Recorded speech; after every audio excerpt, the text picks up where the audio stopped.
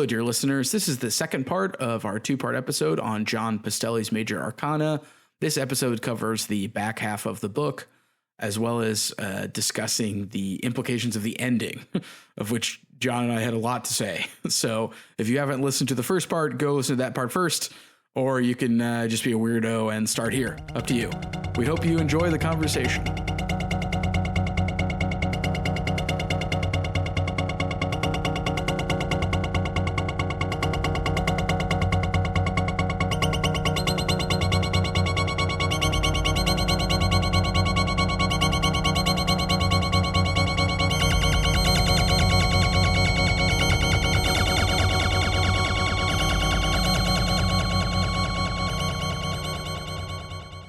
So, I guess it's now time to talk about part 3. Yes, which is sort of the period where like everything gets pulled back together in a way that I'm sure we'll have thoughts on. But we switch kind of viewpoints at this point, and we kind of stay in this particular viewpoint for most of the rest of this book, and that is of Ash Del Greco, who is ostensibly Diane's daughter. Right. And we kind of join her.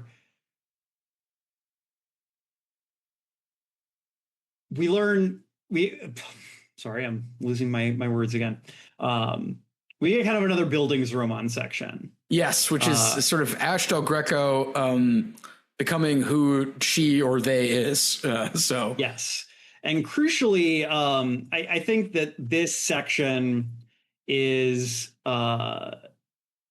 it's longer than, but it's very much like to be, I think, read in parallel to the earlier kind of buildings romance section with Simon Magnus. Yeah, I agree.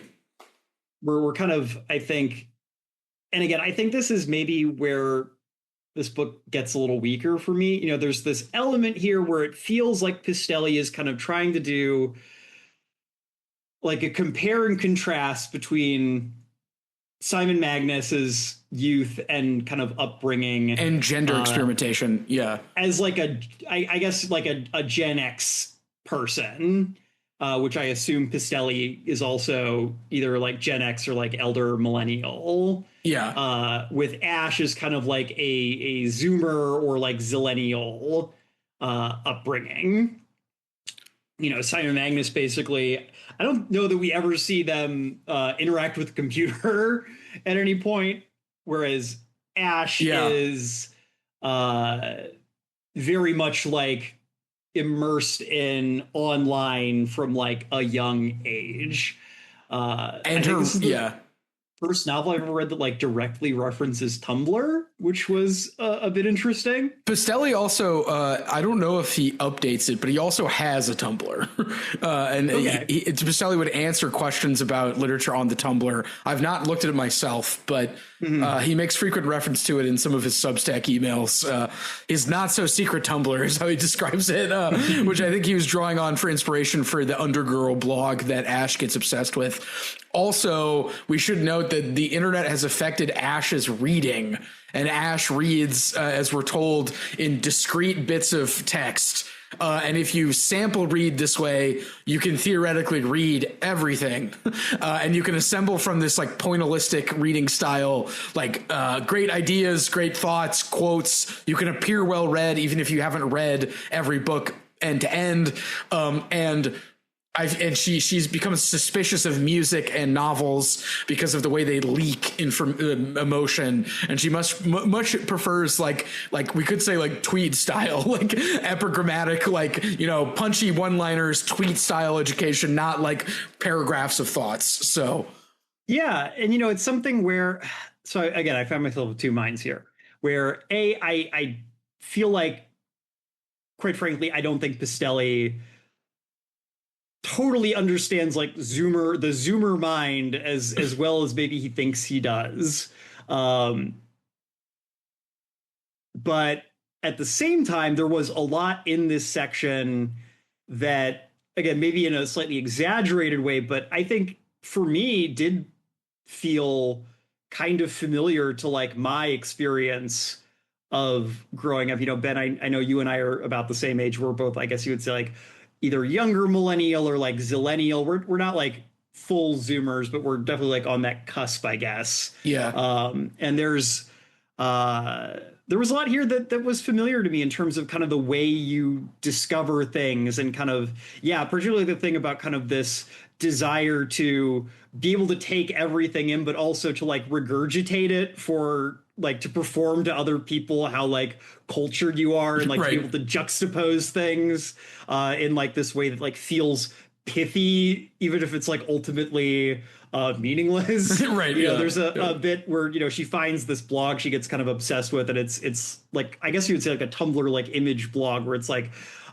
these like really evocative images from different pieces of art with like you know, untranslated Japanese poetry and like clips from like existentialist novels and like all these little things like sort of decontextualized but arranged next to each other in this way that evokes like a sense of meaning. Yeah. Yeah. Whether or not there is meaning there, maybe being a question Pistelli is ambivalent on. Yeah, as Ari, so the reader, the poster of Undergirl is slowly revealed to be Ari, someone Ash befriends, and later it's speculated whether or not Ari was even trying to say anything, or if she was just doing something that's trendy, So you know, like I remember like my early days on social media, particularly on kind of more image centric social media, and like trying to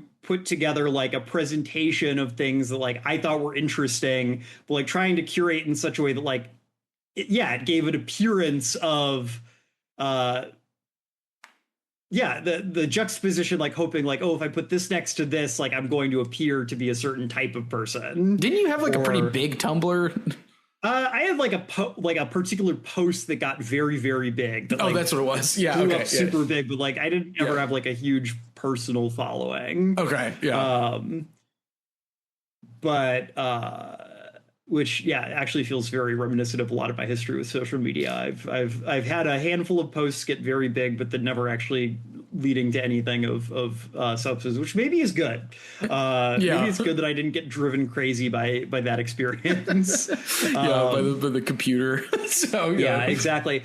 But there's definitely something there. You know, there was a bit where they described like Ash and a friend of hers, this Ari character, they're like watching horror movies and they're watching them at like 2 times speed, or like scrubbing through like kind of on their own, like not even watching, just to kind of like try to piece the plot together, which I've never done that personally, but the temptation felt kind of familiar. Like this idea of like, I want to take in more. How can I like consume art more efficiently so that because I'm like overwhelmed by the amount of like choices I have. And like there's like this sense in which I feel like I have to behave like as being like well read, and like I can never feel like, oh, I haven't seen like something important. But obviously like everyone has blind spots. You can't do everything. That felt very real to me.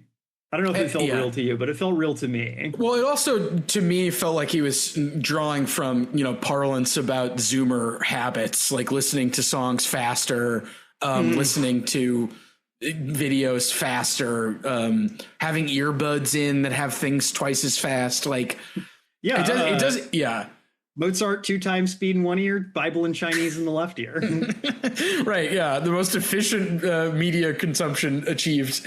And I think like, as our culture has moved from, and this is a hack bit at this point, like from the hipster to someone who has like specialized knowledge to now just, you just need to consume as much as possible. Like everyone is talking about everything all the time. So increase your intake. Don't make fun of somebody if they have specialized tastes. Like we're all on the same slot machine at this point. And I think there's something there too. Now I think, as you had mentioned, when she meets Jacob is a good special boy because he's read hardcover books and he doesn't doesn't look at his phone that much, I think. And Ash is like constantly looking at her phone, Googling things, like reading stuff on her phone. Like the phone is a main character in this section, if it's not a tablet. So, but yeah, like the temptation to do that in order to catch up with everyone is strong. I think I felt it from time to time, but sometimes I've even pretended to know stuff when I haven't. But now I'm just like, if I don't know it, it's fine, and I'll have an open mind rather than yeah. So yeah, I mean, I think that's like, if you really care about this stuff, as I think we do, like that is a point you kind of have to reach eventually. Yeah. But I think for young people in particular, when you're trying to develop taste, and you're trying to keep up and like look like what you're talking about, I think, to get to my big critique here, I think that what bothers me is kind of this idea of this is like a generational problem entirely. Yeah.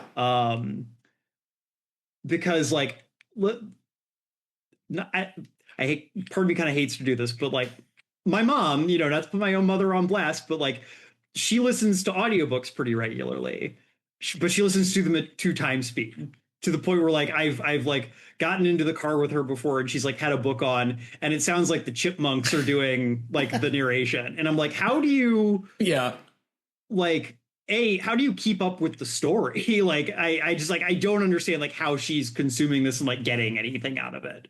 And that's not to say that there's like not a way to get something out of that. It doesn't work for me. Right. Yeah. But like, my mom spent, not quite half her life, but like a good chunk of her life without the internet, without computer.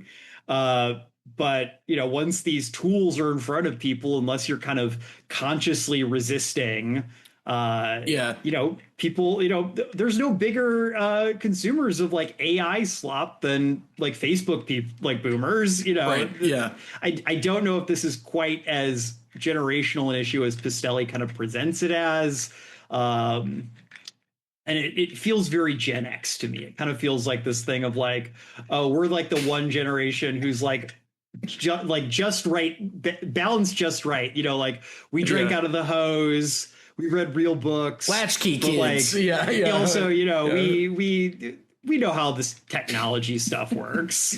Now that I think about it, I feel like the one millennial character is either Jacob's mom, who is moved by a very bad meme, or the CIA agent who shows up and says, "Hey, let me get this frou-frou Starbucks drink, and I'll show you this horrible-looking AI program that, and then I'll leave." So anyway, but yeah, I feel like the Gen X perspective is quite strong. I also feel like there's not really any millennial characters, so I don't know. It's an interesting generational point I think he's making about like media consumption, especially since all the other characters have read so much and talk about what they read. He almost had to like make sure that these characters also do that. It's just they do it in quantifiably different ways. So yeah, and it's something where again I find myself almost wondering if maybe I'm like falling into a trap here, and like this is on purpose in a way. There's an element here where again, like the core image of the book is, again, it's tarot. It's about juxtaposing images. Yeah. Comic books, tarot cards. And whether there is objective meaning there, if the only meaning is what we imagine there to be. Does it matter that Ari does not quite know what they're trying to communicate when they're just juxtaposing these things? Or does it matter that Ash is taking meaning away from it? Yeah, or like has Ash actually read 1,000 Plateaus if she's just read like random parts of it from various chapters, which is what Deleuze and Guattari tell you to do. So like, or again, like I found in particular the image of like the untranslated Japanese poetry to be an interesting kind of addition in that section describing this blog, because I was like, well, it's a cool thing that like people have access to that now. Yeah. In a way that like would have been much harder in the past. And I mean, obviously you could say like, well, it's not translated, so they're just kind of throwing up like these images that, don't mean anything to them. Doesn't have any like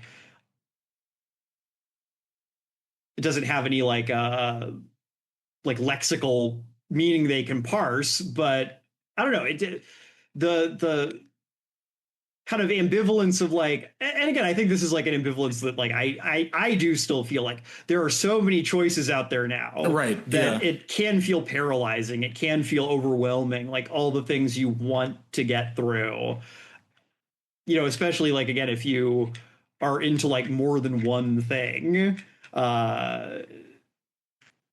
But also like I wouldn't want to live in a world where like my options were more limited in terms of like the art I have access to. Right. I don't want to go back to a world where like everyone reads the same like 5 books. I like living in a world where like I can like just go out and get a book of Tang Dynasty poetry and read it more than I would like to live in a world where it's like, am I reading Terrence or Virgil for the 500th time tonight? Or they're like, look at you and your hipster. Bible. Yeah, you're a hipster ass Tong poetry reading ass. Like, it's like, yeah, it's like we're past that now. I guess maybe I'm only back stepping a bit here because I almost wonder if I'm attributing like a belief to Pistelli that he doesn't actually have, and that this ambivalence is in fact one that he's aware of and is like prodding at us with. If that makes sense. Well, because like to me, I like what you said in it being a continuation of like image juxtaposition. It's like tarot cards, comic books, Tumblr blogs. But then you get to manifestation. And I feel like this is an interesting moment where Pistelli is kind of like, this is like modern day magical thinking, manifestation coaches. He doesn't mention it, but those like, you will succeed, you will do this TikToks, like you're receiving messages from divine beings. And Ash has a job as a manifestation coach where she basically consults with people and she helps them realize their manifestation goals. Of which there's sort of like the Protestant variety and the Catholic variety, I believe we're told. That's her ontology. Yeah, her hermeneutics of these blogs. So it's basically like faith versus works. Right. Yeah. And like the Protestants are the professionals, but the Catholics are not. And I don't know what I was meant to think about this because there's a clear analog between Valerie Kearns doing magic, maybe to kill her stepfather, and Ash doing manifestation. I mean, it definitely gets at like the sort of deep, we could say like systemic inequality happening right now that people are turning to these explanations to deal with it, which is interesting. But I also was just left wondering like, this kind of sucks. Like, I just like imagine if somebody came up to you, John, or like, yeah, I'm making all this money doing manifestation coach stuff. I'd say like, that's cool. I don't want to talk to you ever again. Like I just, maybe I'm having like a moralistic reaction to this, like a Marco Cohen, but like, I just like, I don't know what the point was having her do this manifestation stuff, if only to suggest like maybe magic is real. Here's this modern day equivalent.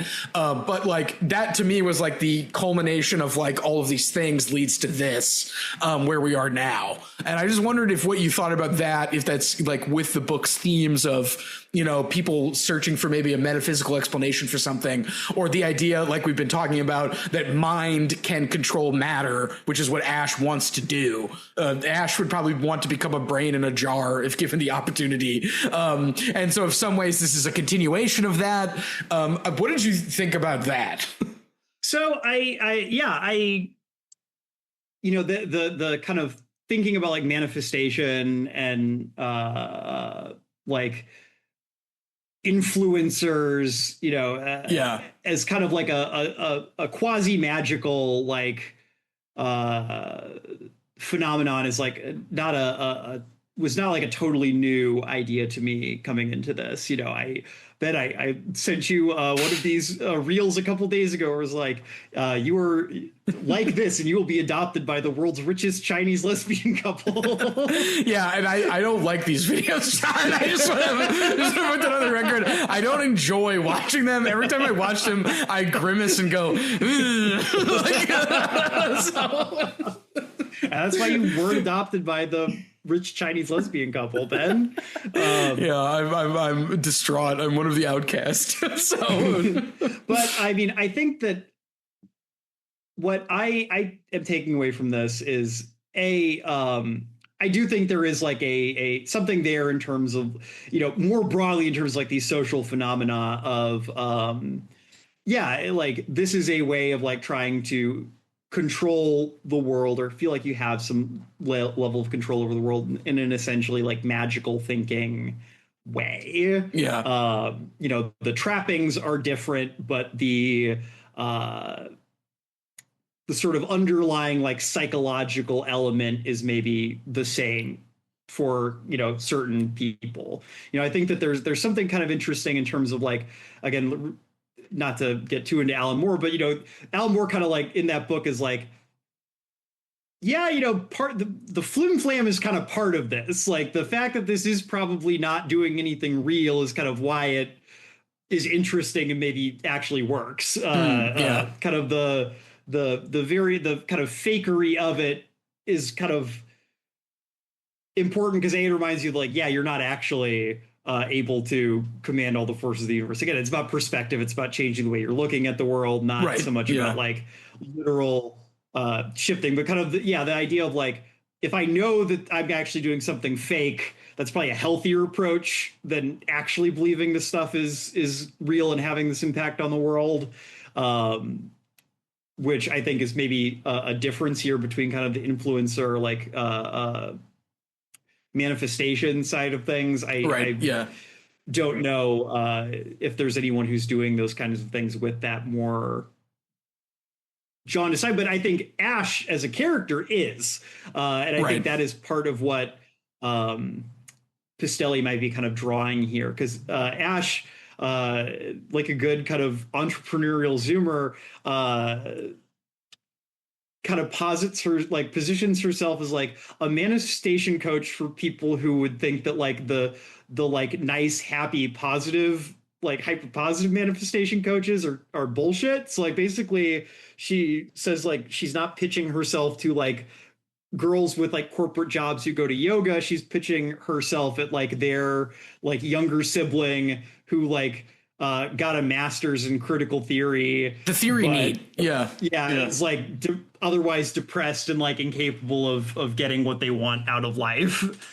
That section felt like John Pistelli had buried a reference to Anna K from Red Scare's juice yoga pants slut tweet, where Anna K is like, if everything fails, like I just become a juice pants yoga slut or something. And I was just like, like this is like that section that you're referring to, John, felt like extremely ripped from the online headlines to me. Like the idea of somebody's trying to sell stuff to the theory needs, the people that, you know, listen to Red Scare as opposed to some other podcast, like that kind of stuff. So that was the Madness Rune, folks. The thing that might have been a Red Scare reference, which whatever. I don't know if I might be reading too much into it, but like that that you just said, John, that juxtaposition was like theory memes, alternative dirtbag podcasts, like sort of this collision of like Chapo Red Scare stuff with, as you were saying, Zoomer and entrepreneurship and magical thinking. That felt like the insanity room to me personally. But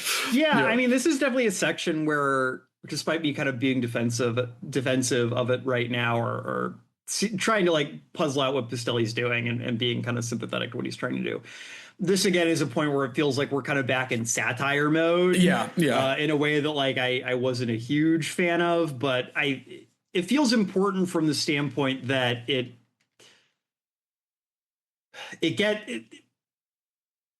there's again kind of plot stuff that it gets involved in, and it feels like there's kind of, again, it is informing some of these deeper themes about time, about like the way you connect with other people, the way you view the world.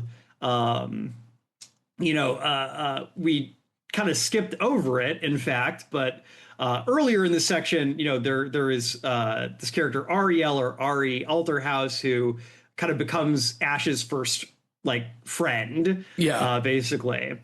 And they have this like very intense, like, again, almost maybe sexual relationship where like there's a sexual tension underneath the relationship, but Ari is like comes out as non-binary, and like, okay, one of the things I do find like genuinely kind of nasty in this book in terms of like the kind of wider social context that this book takes place in, like, Ari is a character I have the most problems with. Yeah, so Ari comes out as like, non-binary and like bullies her like girl boss, like lawyer mom, into like paying for her to get all these like experimental surgeries. Yes, which that feels very nasty to me. That's not, again, like, that's like they get a surgery to like have basically like have their genitals like removed, so they're just like smooth like a Barbie doll, because they want to look like the illustration of Milton Satan. That felt also like it was him riffing on Mishima, because Mishima was obsessed with that picture of Saint Sebastian, and Mishima has come up a few times in a way that I find concerning.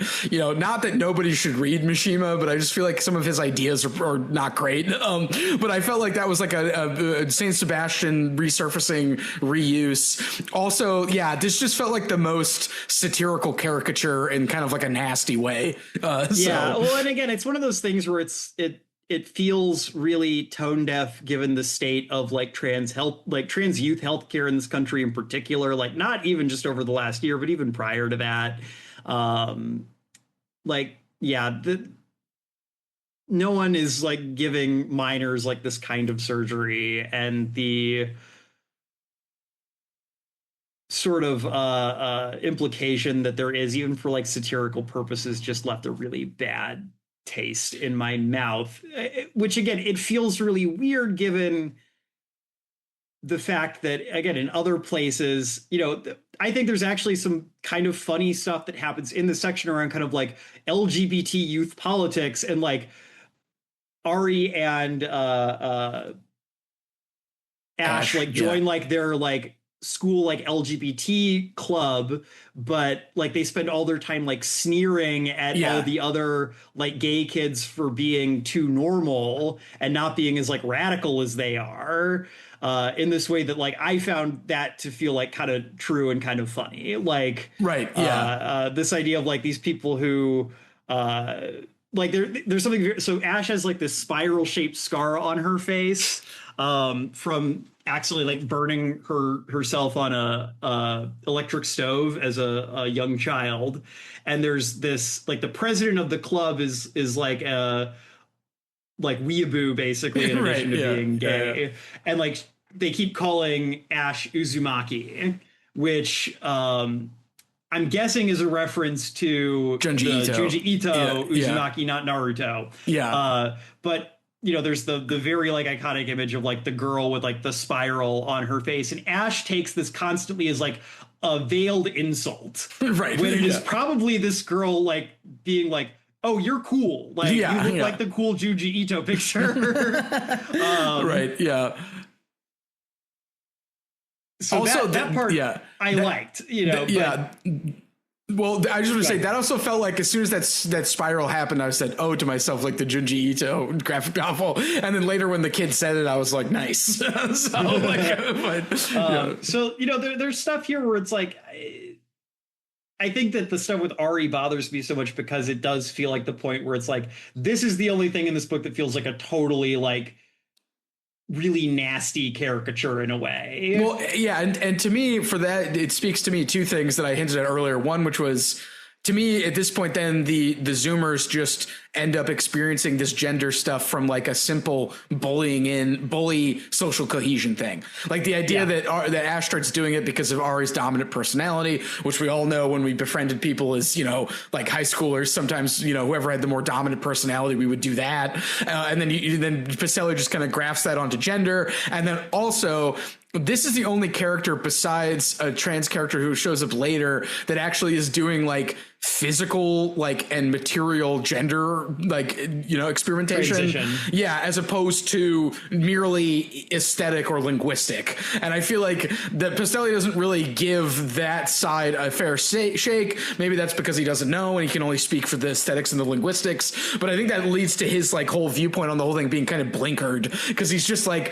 oh, they're just doing it to fit in. And if they have the access, they're going to get all the experimental surgery because that's just what they want to do. And like Ash Ash doesn't do that for various reasons. I don't know. It would have been an interesting book if he had given more to the like actual physical material side of this than merely the, you know, linguistic and aesthetic. But I don't know, that to me just is maybe his tool set, we'll say. So I think what bothers me most about it is that, again, like I find the themes this book is working with in terms of the interplay between kind of, again, the ideal world and like the material world, and like the way that art and identity like play into that, and the way we're like constantly trying to navigate that through these various things in our lives, you know, whether that's art or fashion. You know, we haven't really talked about fashion much, but that's another big part of this book. yeah.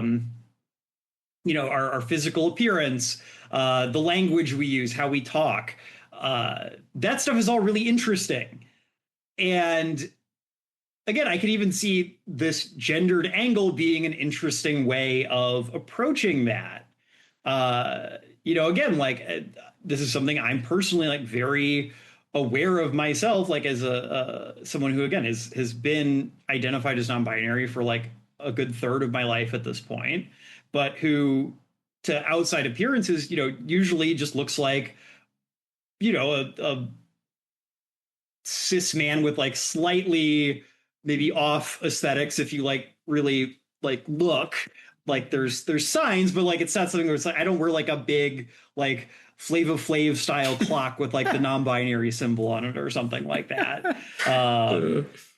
You know, I'm very aware of the fact like I move through the world with like a very different relationship to physical and like gendered violence, around like how my words are perceived by people who don't, particularly people who don't know me and are going to just assume that I'm a man and that they should treat me in a particular way, you know. And there are obviously other things that, you know, don't feel great in my life sometimes. Like it does annoy me sometimes when it's like I tell someone I use they them pronouns and they kind of pointedly do not get it right over and over again. You know, that obviously sucks, but like I don't consider that the same as like getting beat up for being like considered to be a cross-dresser, or for being like considered to be a trans woman, or something like that. And I think that Pistelli like falls into a trap here in terms of kind of otherizing Zoomers to such an extent that I think he gives credence to like this idea of like social contagion theory, where it's like, oh, these kids aren't really transgender or gay or whatever. They're just, falling into like the internet is just like convincing them that they are, because they're so like disembodied and like they don't understand like their own minds because they're so young and because they've just been living in like this soup. You know, and again, there's interesting things to pull out of like, what does it mean that we all live so much of our lives online now? What does it mean that we spend so much of our time like interacting with images and images of images rather than like real life? But I think that in trying to use like this very particular look at like trans identity, and particularly like non-binary identity, in the way that he does in this book, there's just this kind of underlying current of just nastiness that I as much as I liked this book in some ways, this part did bother me. And I can't like ignore that fact. Yeah, I mean, and that makes total sense based on what you just said. Sorry to get on my soapbox there. No, I mean, it's worth it. We talked about it earlier, and I think when we get to the end, there's something there that I think you and I are both. Again, this kind of wraps up in a way where there's more gender to be had. This whole thing smacks of gender. So we I guess to get back to kind of what's going on. So there's something interesting that happens where actually I just realized like this is a point where like the drug or a drug gets mixed up into this again. So COVID happens. Right.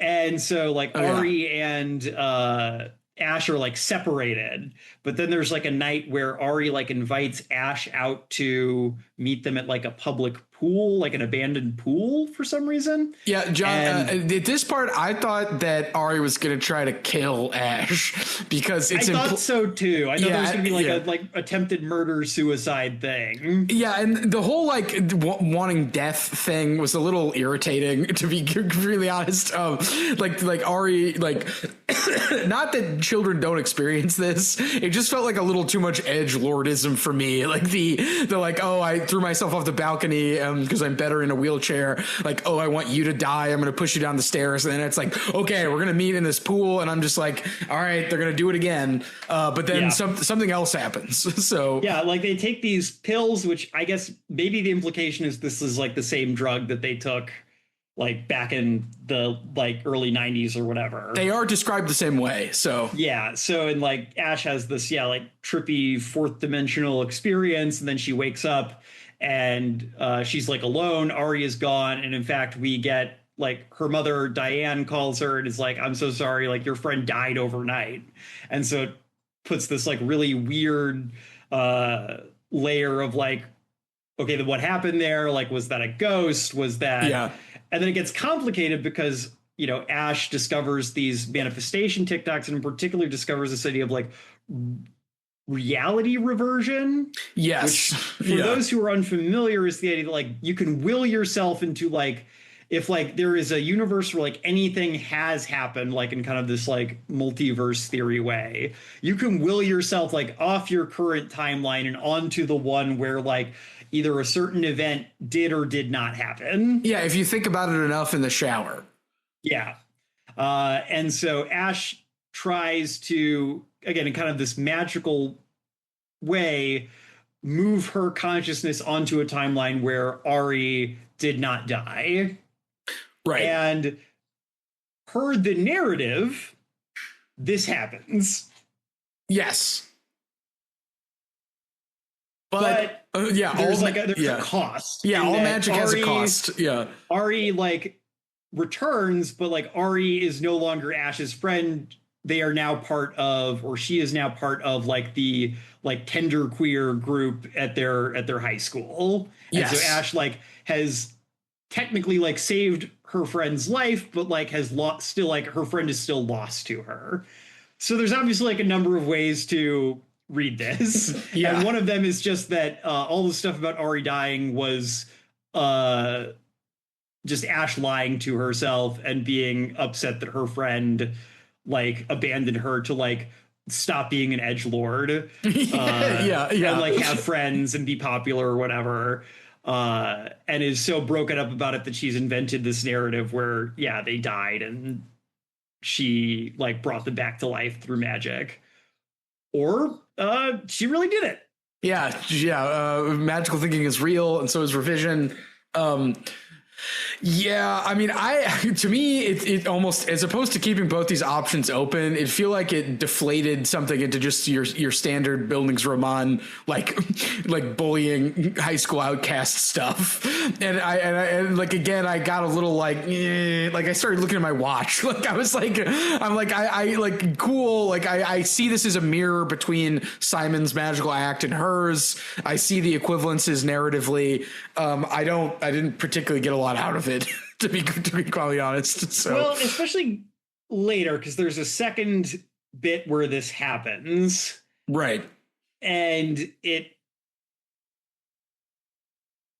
this part didn't bother me as much. The second time this happens feels a lot cheaper and weirder.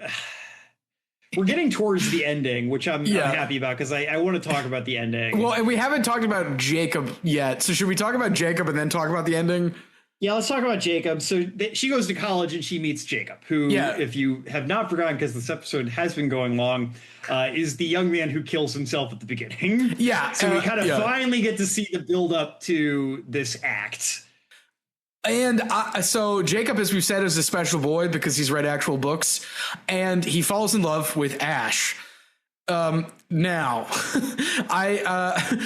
maybe I got this wrong, but it seems like Ash tells Jacob that Ash does not love him, and that they can't live in a world together where Ash loves him, even though they spend all this time together and they talk all the time. And they have what the book, to me, and my favorite part of the book theme wise, is that if you talk to somebody a lot, you've got something going on. Talking about books is one of the best things you can do. I say, great, and thumbs up. That's why we did this podcast.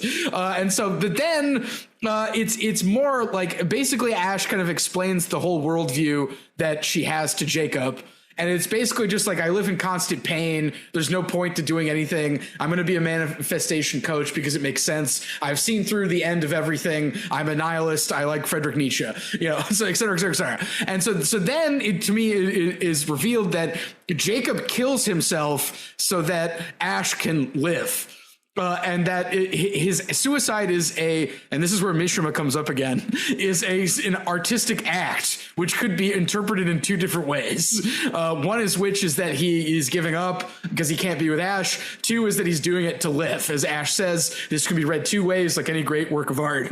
I find this whole thing to be a kind of repellent. And it feels like Jacob's character, who is an interesting contrast to all of these raving egomaniacs, because he's sort of like he doesn't have no ego, but like he's into disappearing into things, which I find is an interesting contrast to all of these other people, that he disappears into this act in order to, again, because he loves Ash so much, that there's just something like thrashingly melodramatic about all of this that is just not my cup of tea. Like, I can see it working thematically, but I feel like Jacob gets a bum deal. I think the Mishima suicide art thing is just, to me, concerning. And this is where I fully put on my Marco Cohen hat. And I'm just like, I just think this is too romantic for me, capital R romanticism, that I just don't know if this is worth thinking about too much in any way. So, yeah.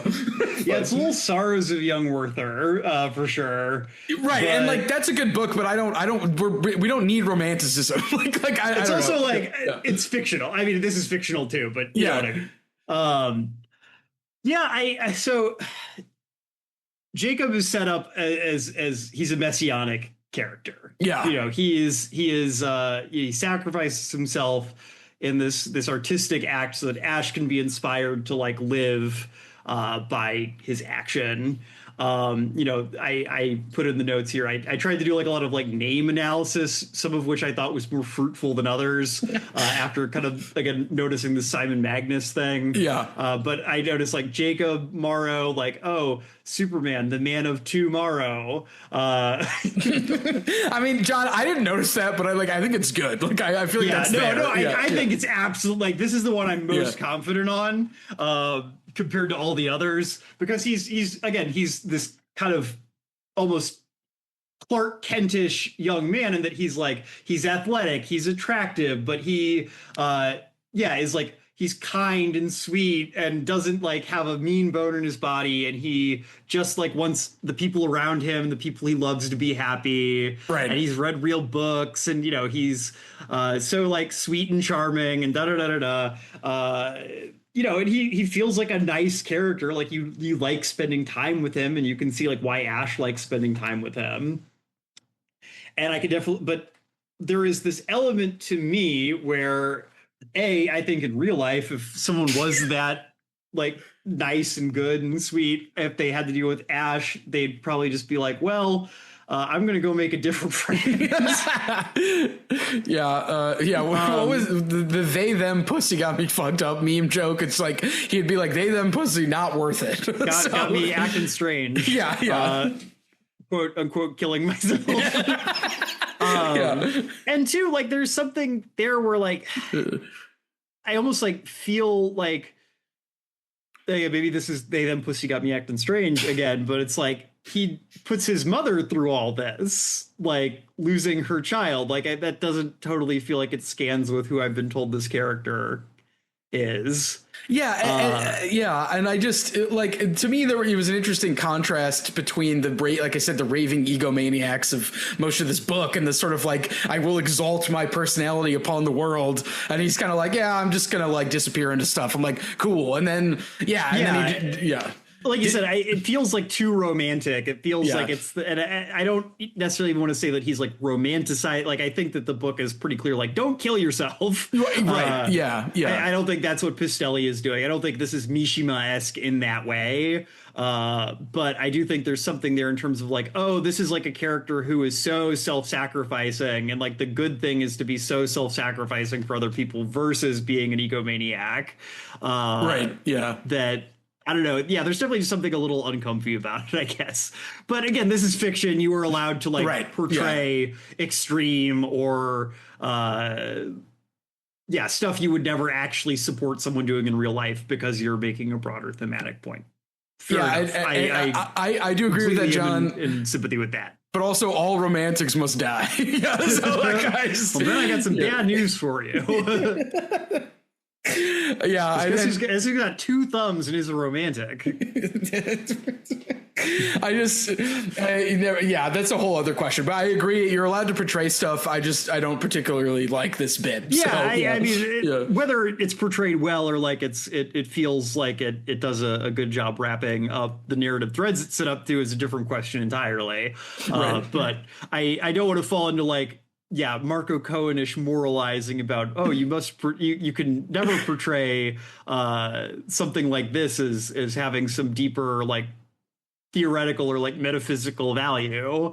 But yeah, I mean, there is something about just kind of like this very direct like messianic metaphor that feels a little weird, especially again, just the way he's built is again, like he's good because he spent his like youth reading Middlemarch instead of being on his phone. On his dang phone. Yeah. And like there's this idea like, oh, he's whole in this way where he can appreciate art in this like healthy, proper way versus all these, like you said, Ben, raving lunatics who are so concerned with like their own identities.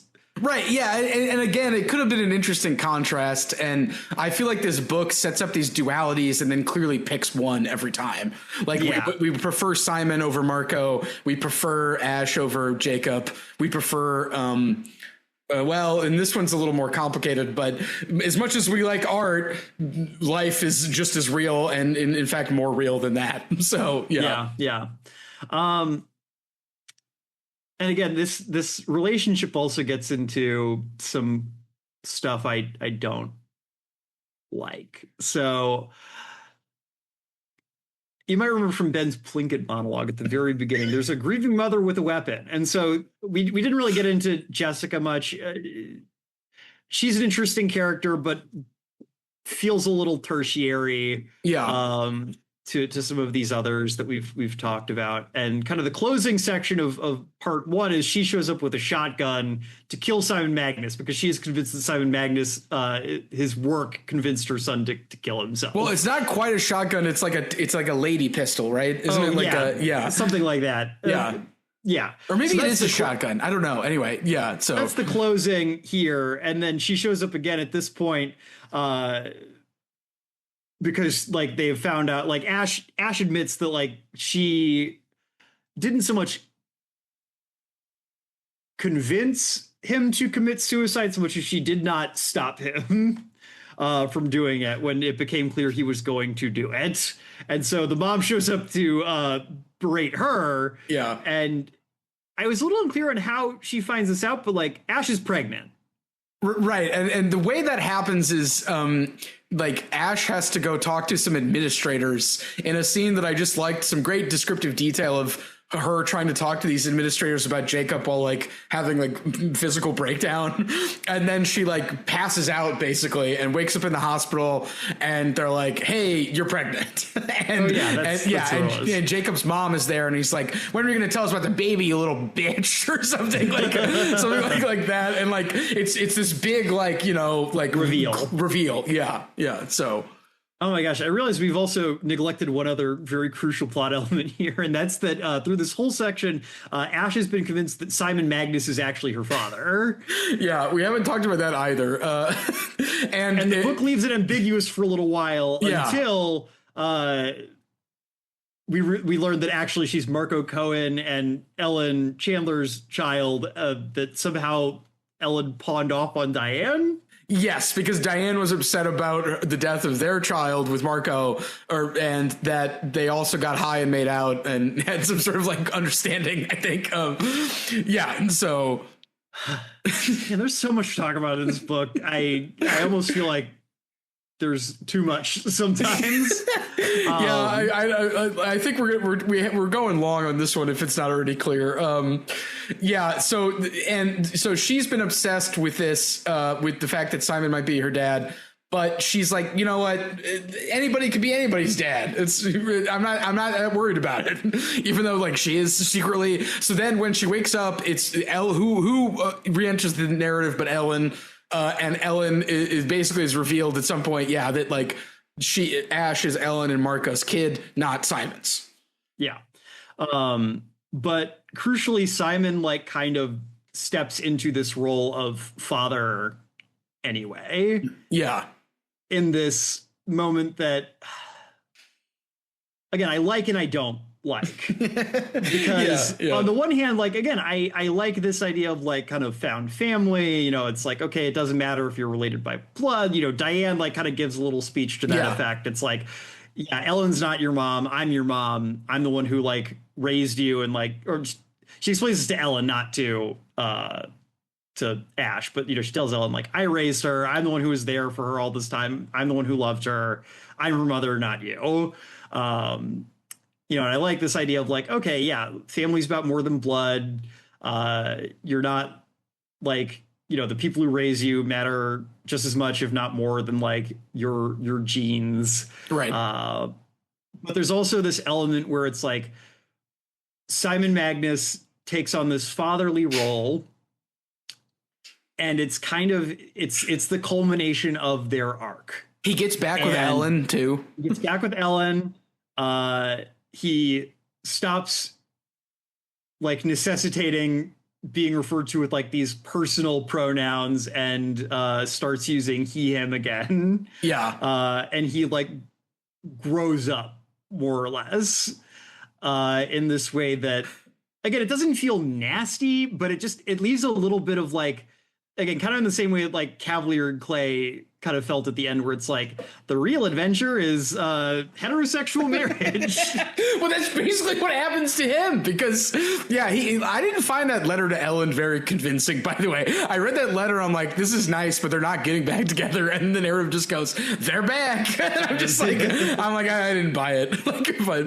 Me neither. I found that to be a little forced. Like I would have rather that just had been left open. Yeah. But it does feel like he kind of wants to do this like very tiny close up in a way that, again, I think thematically maybe makes sense, even if I personally wasn't a fan of like the choices made there. Yeah, that makes sense. Well, and it reminded me, you know, Shakespeare's a big name in this book, and I don't remember which Shakespearean scholar said it, but she said the Shakespearean comedy believes that you can get more than what you deserve. And so that the idea that like in a Shakespearean comedy, you are rewarded not justly, but more so. And I feel like that happens to these characters in a way that is, I think, fitting with, you know, Pistelli's high art aims, we might say. But yeah, again, in this presenting these dualities, it picks the more conventional or the expected one every time. Like, yeah, the real adventure is heterosexuality.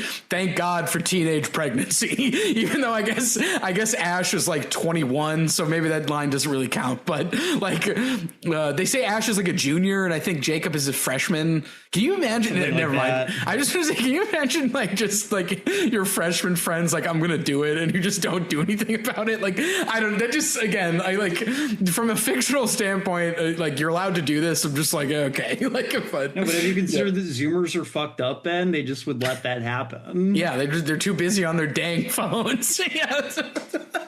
But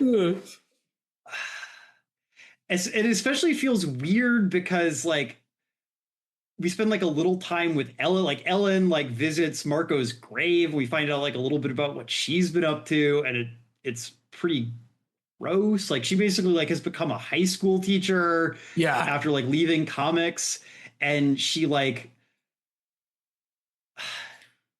ends up in this really like gross relationship with like one of her former students who was like who's transitioned since graduating into, you know, she's a trans woman, and there's kind of this way where like Ellen like starts fetishizing like this pre-op like trans woman who's clearly like kind of skeeved out by the whole situation, but like needs like the resources that Ellen can like provide them to like live. And Ellen votes Republican. So so there's kind of just this, and it's clear that like Ellen is doing this because she's fetishizing like Simon Magnus's cross-dressing. Yes. And like, so like this is the closest she can find to that. And it's, again, the trans woman character Pilar is treated with a lot of like, for being in like a really like hard, gross situation, like it does feel like Pistelli's narration makes clear like this is fucked up and like disgusting what Ellen is doing. Well, like, and that's another instance of like, I feel like the novel being absolutely certain that it's presenting 3D characters by like every so often just like throwing a curveball down, you know, the center of the plate. Like, oh, by the way, Ellen's a chaser. What do you think of that now? Like, you know, like, like, and not that he's like trying to egg us on, but I think the way that he's devoted to doing 3D characters is doing things like that. So, which, hey, to be fair, just last week we were critiquing Tolkien for not doing giving us characters with any flaws. So maybe we're just unpleasable. I don't know. No, we have such high standards. But that part really kind of left me feeling a little weird about like this idea of them getting back together. Again, it's more, I mean, if it's Shakespearean, it's more than they deserve. So I guess so. And then there's, again, kind of this third element here, which is Ash is pregnant, and so this is that second reversion bit I was talking about, where Ash, despite being convinced that she could actually revert reality so that Jacob was just totally alive again, she decides like, you know what, I'm going to revert things just so we can like have sex one time and we can like consummate our relationship. And she gets pregnant through that. It's also, is it implied that they have sex like right before he kills himself too?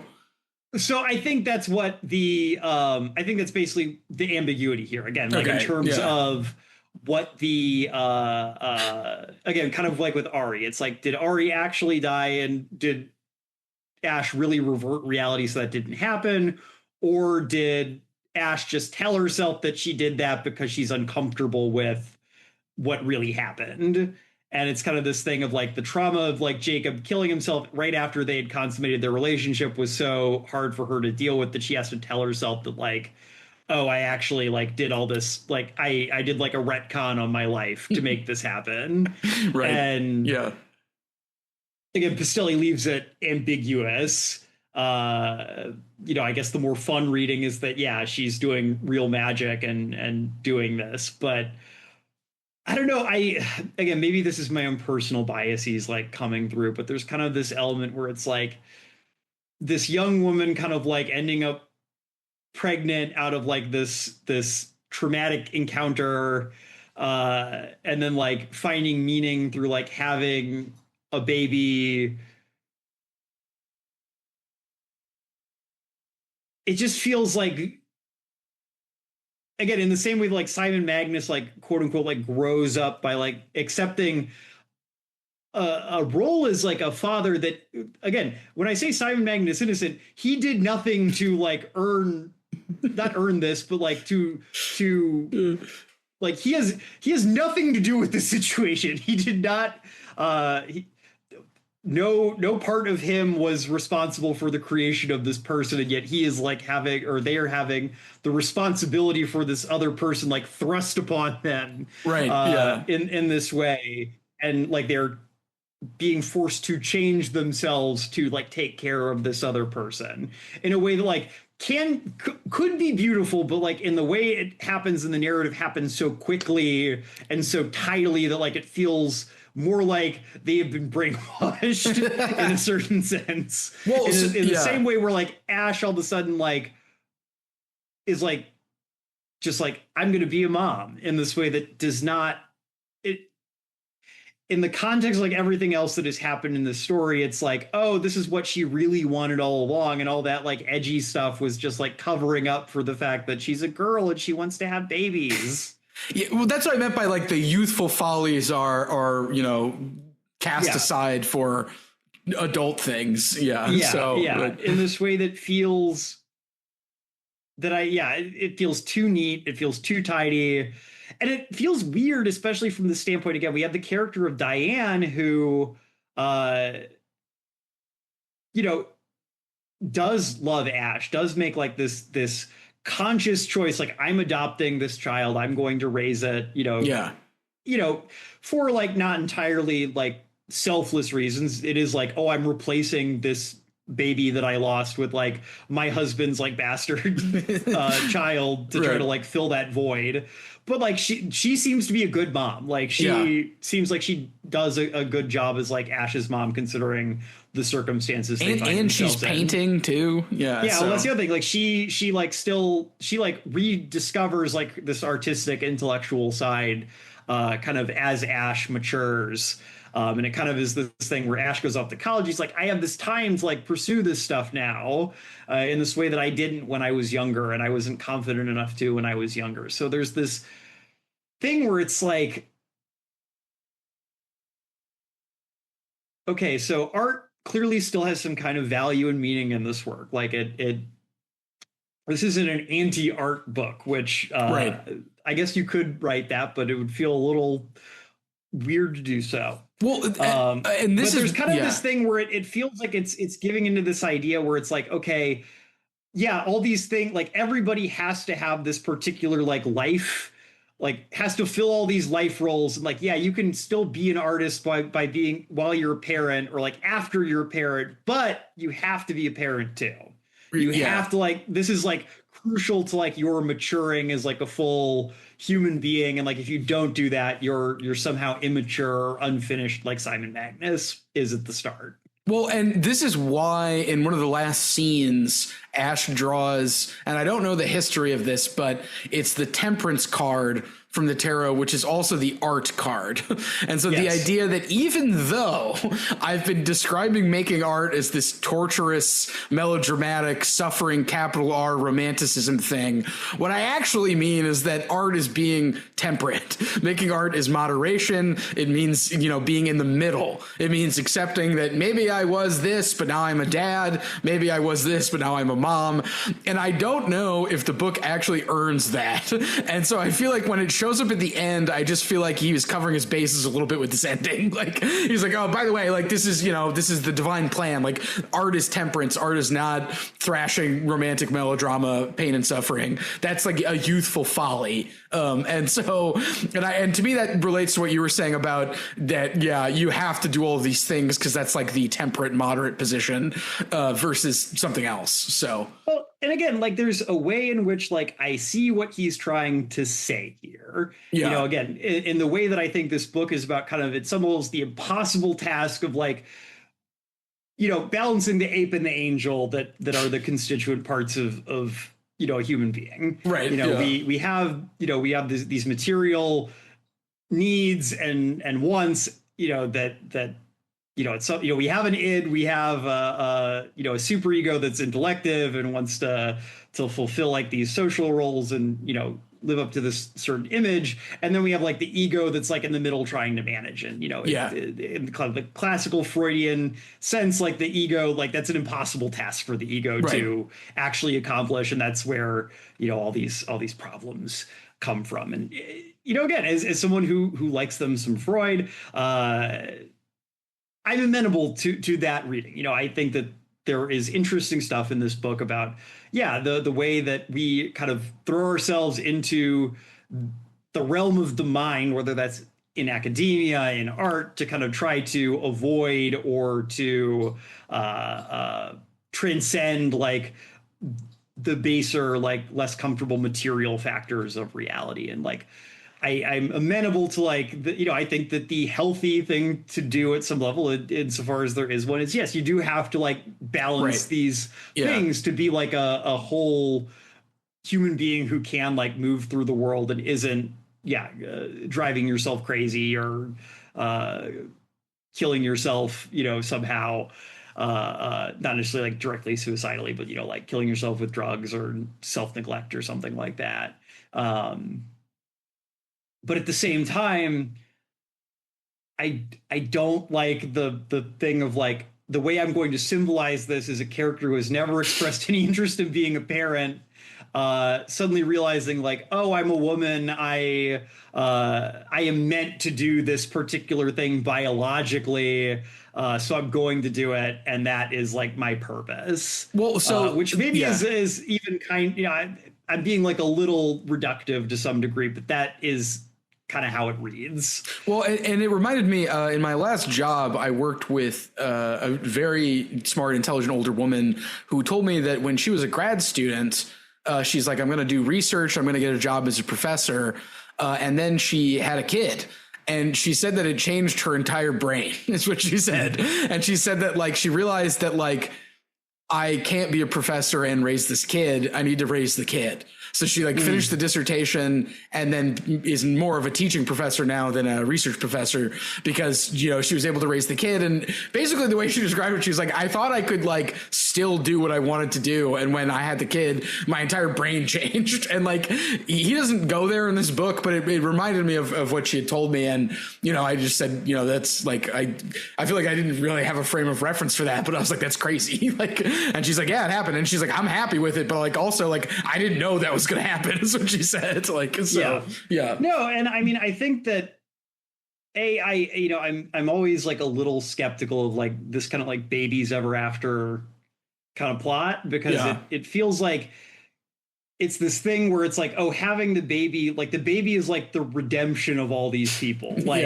again, in the same way, like we were kind of positing Jacob as this messianic character. It's like, oh, it's like, this is the new flesh. This is the redeemed human. Like, his father died, the son died so that, the world may live. Again, I understand this isn't like a real baby. This is a metaphor. There's also a part of me that's like, okay, but that's a baby. That's a human being. Like, that's not like children are not like a way to like find redemption like in your suffering or to like fix something that's broken or incomplete in you. Like that's a human being. Like you that's not like a help. I don't think that's like a good way to like approach that question of like, do I want to have children? Now, again, I'm saying this is someone who doesn't have children, but it's like, there are a lot of people who are fucked up because their parents had them as like some kind of attempt at like an act of like self-redemption or, some act of like trying to like grow up or be more serious or fix themselves in some way. And I don't like that. And I also don't like this kind of position of like, oh, like women are meant to have babies. If these, young Zoomer girls just got pregnant, like, it would change their brain chemistry and they'd all, I'm not even saying that this is necessarily exactly what Pistelli believes, but it dovetails with so much of the like language we see from a lot of particularly right-wing sources about young women and like the way that they're using their bodies wrong that I'm not a fan of. Yeah, right. And like, she talks about maybe making some art at the end, but it's not going to be as big as the baby. Like there's again, like and I agree with what you're saying, John. And I just feel like if he had tried to maybe resolve these dualities in a more complicated way, I think this book probably would have spun out even further than it's already somewhat, I would say dense page count. I mean, this book's less than 400 pages, and we've talked a lot about this book. Right, we have, and it's like, and again, I find myself, I don't want to wish for a book that's not there, but part of me again wonders, like, what would have been like if he had maybe played this a little more complicatedly here, as opposed for picking, the standard duality, like resolving it that way. Trying to tie up all these threads in like one, because again, there is this element where it's like I'm trying to like bring all these threads to like a tidy close. Yeah. In this way that again, at some level feels it does feel thematically appropriate in a way. You know, we've split all these things apart. We're bringing them back together. You know, he wants to do this thing where it's like, again, it's kind of this cosmic thing, like everything will be one in the end, just as there is no time, there is also no death, there's no separation. Right. Yeah. You know, I can appreciate that on one level. But again, it's like, it's just the specific way it's happening that feels a little off. And I think that gets into something we haven't really talked about, and that is kind of, again, the weird position politics plays in this book. You know, we talked a little bit of kind of this academic satire angle at the beginning. You know, a lot of parodying of kind of like lefty college students, as, you know, I assume Pistelli was encountering them in the late 2010s and early 2020s. Right. That, you know, I'm not going to say there's nothing to parody about that time in the academy, or, you know, again, that's when you and I were in college, you know, for some part, Ben, you know, we were there. You know, there was plenty of funny stuff happening. There's plenty to parody there. Yeah. But Pistelli does, you know, again, in that preface, he kind of tries to preempt this criticism by saying, like, you know, this isn't an ideological text. I'm not here like writing for the right. I'm not here writing for the left. As an artist, like, I'm not going to give in to censors one way or the other. Which, again, as someone who thinks artists have the full right to express their souls as they choose, I get that to some degree. But I do think it's ironic that Pistelli spends so much more word count parodying left-wing college students than he does anyone on the right. Really seems to kind of, you know, there's a handful of circumstances where there's a teacher who who quits his job, like, rather than given to like Ari's they them pronouns, even though Ari has never been in their class and presumably never will be because he's a shop teacher. Yeah, and like he tries to become like a Fox News grifter based on that. He's like a shop instructor, I think. It's like a somewhat funny scene. Like I was definitely having like whiffs of the Petersonian there, but there is this element where, like, again, with that kind of opening scene with like Simon Magnus, there does feel like there is something in Pistelli that wants to say, like, oh, these lefty college students are like, they're too in their heads. They're so obsessed with like the minutiae of language, and it's leading them to like be censorious and like to read bad faith into people. And yeah, obviously there are people on the right who are also like censorious and you know, want to silence people and like will throw fits if you try to control what they say, even for reasonable reasons. But it's like, okay, one of those things gets 80% of the critique in this book, and one of them gets 20% of the critique in this book. And it's, again, it's something where it's like, okay, maybe when Pistelli was writing this in kind of the high Biden era, again, to him, this felt more to be the case. But we are a year into the Trump 2 term, and there has been a chilling effect on free speech in campus in Americas. And guess who's responsible for it? Right. Guess who has been like a huge victim of that? You know, it's like, it's trans people. It's, you know, if Simon Magnus was teaching at the University of Texas, they would be out on their ass right now. They would have also lost anything they did or said, but because they have they them pronouns. It's and they would have lost their funding too. Like, exactly. So it's something where this is not like a Pistelli specific criticism. This is, for whatever reason, been a real bugbear in like our media and our I think the academic class more broadly for a long time. This idea of like the students are the problem, the students are like too woke or too sensitive, you know. Yeah. And I think that we're seeing that like those again, like how much was free speech actually curtailed by students not wanting Charlie Kirk on their campuses. how, compared to the chilling effect on free speech of having all this funding yanked away unilaterally and then having it dangled over these universities' heads, but they have to define gender like the way that the president thinks it should be. Like which one of those is a material problem, John Pistelli, and which one is just a intellectual like disagreement. Well, and that's not even getting into like, Israel, Palestine. It's like the political effects have like almost like past this book. It's like, it's already like in sort of a chamber of time, not like an echo chamber, but like it already feels like you were saying like a high Biden artifact in some ways. Yeah, if not like a Trump 1 artifact even. Again, I don't want to like tar Pistelli as like a total reactionary or anything like that.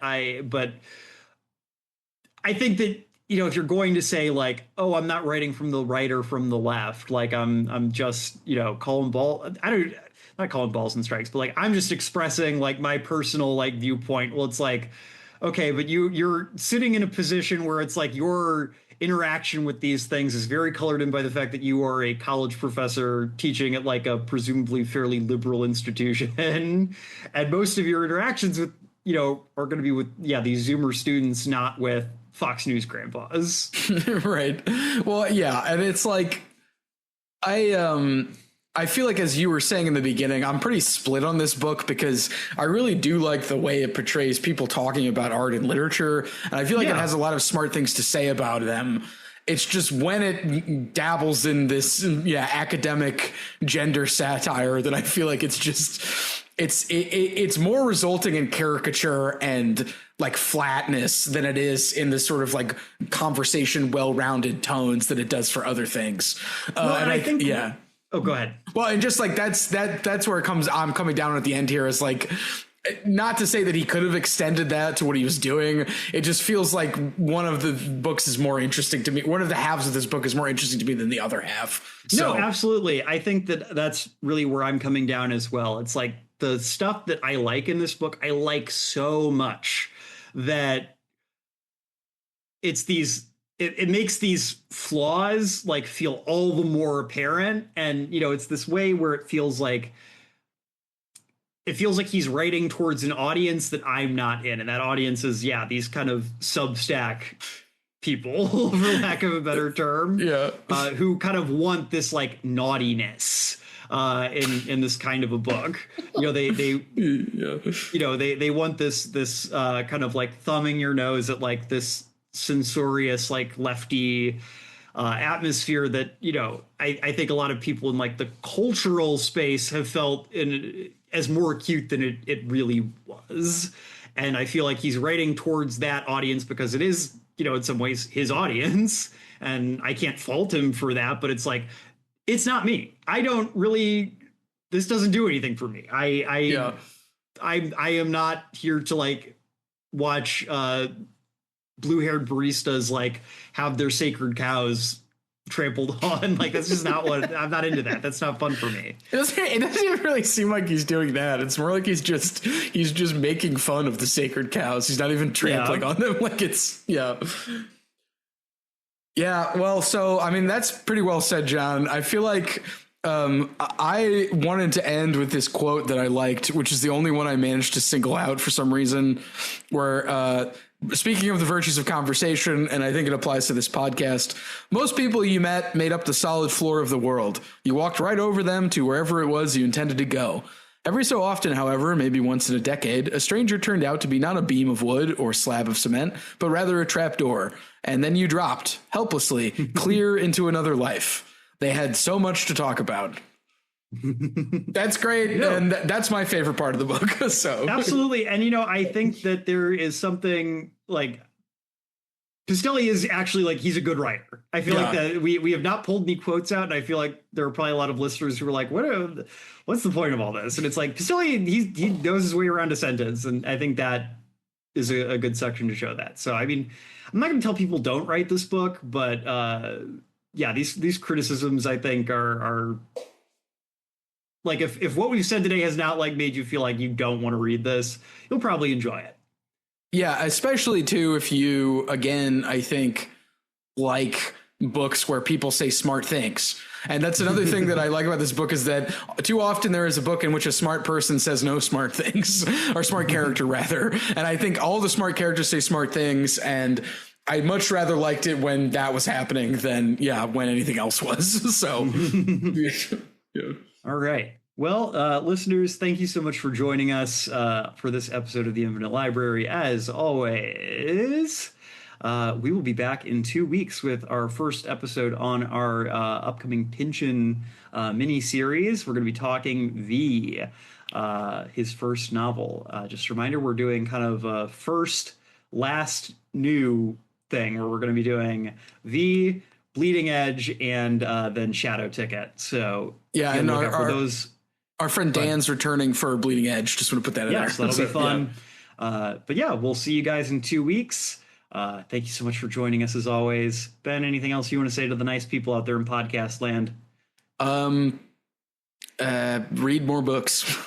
Does Mr. Plinkett want to lead us out here? Semper Books. Thank you, Mr. Plinkett. Sued by Red Letter Media. Mike, Jay, we love you. Don't be mad at us. We just want to use one of your fun characters.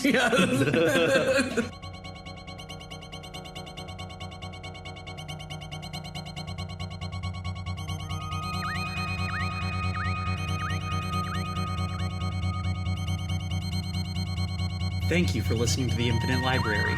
If you liked our show, we hope you'll subscribe and leave us a review on Spotify, Apple Podcasts, or the podcast app of your choice. It helps us a lot. If you want to follow us on social media, we can be found on Twitter, Instagram, and Blue Sky at Infinite Library Pod. If you'd like to contact our team directly with episode ideas or feedback, you can email us at infinitelibраrypod@gmail.com. Our intro music is by Amos Legend in the Forest of Mayhem. Our outro music is by DJ Daggy Diggs, and our logo is created by Lars Noir.